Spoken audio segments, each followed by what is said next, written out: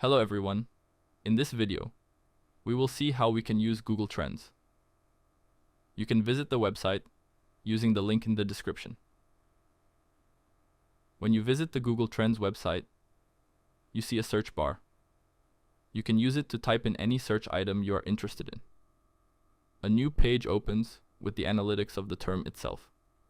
You can see various filter options. You can choose the region whose data you would like to see.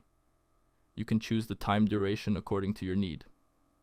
If you want to, you can choose the category of your search term. You can even filter the search area to better suit your needs. You can see a neat graph that shows how has your search term performed. You can even download the data by clicking on the download icon. You can see the region rankings via the visuals and numbers. You can see related queries, which can help you dive deep in analyzing the data. You can click on the compare button to add search terms and do a comparison between them.